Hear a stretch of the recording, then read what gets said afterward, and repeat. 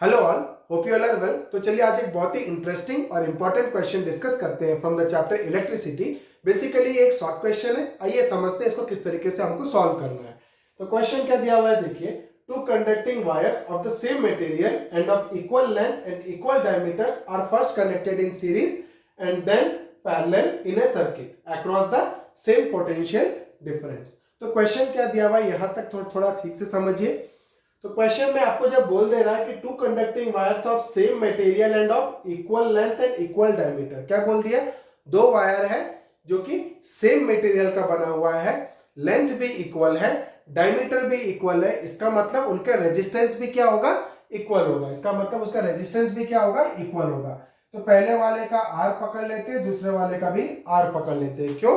Because ये वाला wire भी सेम मटेरियल का बना हुआ है, ये वाला वायर भी सेम मटेरियल का बना हुआ है, इक्वल लेंथ है और इक्वल डायमीटर भी है। ओके, तो सबसे पहले क्या क्वेश्चन में दिया हुआ है कि इन दोनों वायर को पहले सीरीज में लगाया, फिर क्या किया, पैरेलल में लगाया। तो सबसे पहले सीरीज में जब लगाएगा तो ये कितना हो जाएगा, इसका वैल्यू आर प्लस आर।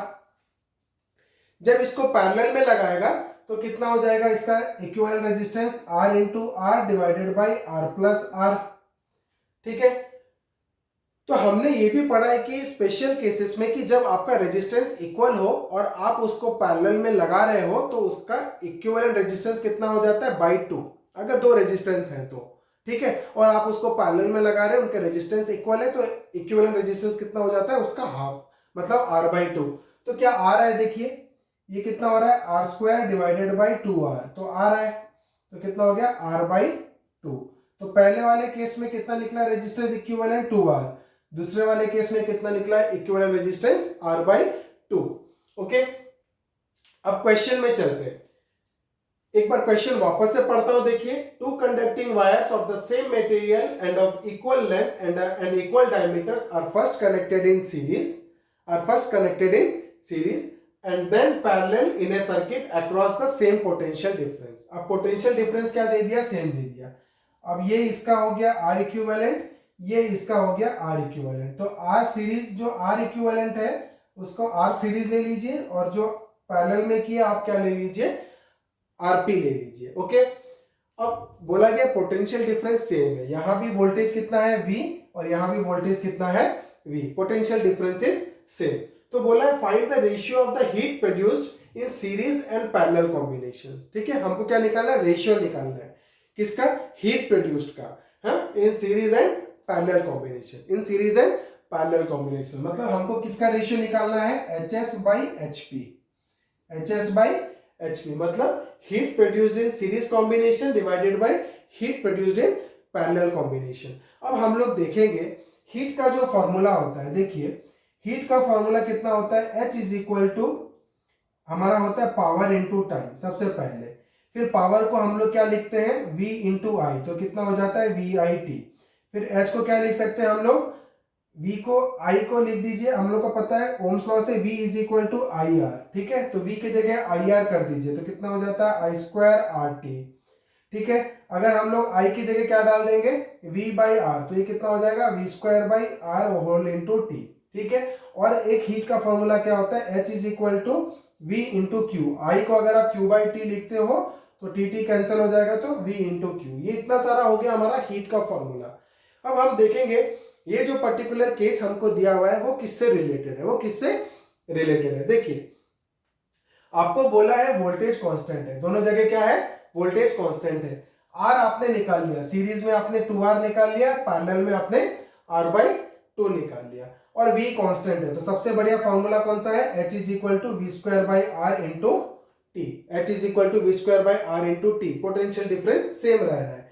तो देखिए, पहला वाला अगर आप लोग लोगे HS तो कितना हो जाएगा, V² divided by RS whole into T. V² divided by RS whole into T.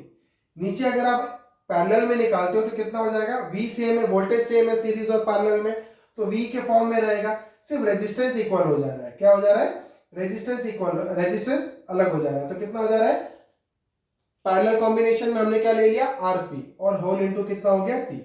Okay, अब देखिए ये वी स्क्वायर कट गया, ये टी और ये टी कट गया, तो कितना बचा 1/RS डिवाइडेड बाई कितना बच गया 1/RP। अब इसको अगर हम लोग इक्वेशन इसको सॉल्व करेंगे तो कितना हो जाएगा 1/RS इंटू कितना हो जाएगा RP ऊपर चला जाएगा RP/1। अब हम लोग क्या करेंगे, हमारा आ गया RP/RS, क्या आ गया RP/RS। ओके, तो HS/HP कितना हो गया RP/RS। अब हम लोग क्या करेंगे RP/RS निकाल देंगे। ओके, अब देखिए आपके पास R पैरेलल कितना आया है, RP कितना आया R/2, RP आ गया R/2 और RS कितना था मेरा, RS कितना था 2R, RS कितना था 2R और नीचे कुछ नहीं है तो हम क्या ले लेंगे /1। अब इसको अगर हम लोग सिंपल करते तो कितना हो जाएगा R/2 इंटू कितना हो जाएगा 1/2R, है ना, R/2 इंटू कितना हो जाएगा 1/2R। अब ये कितना हो जाएगा R कैंसिल हो गया तो कितना बच गया is equal to 1/4, is equal to 1/4।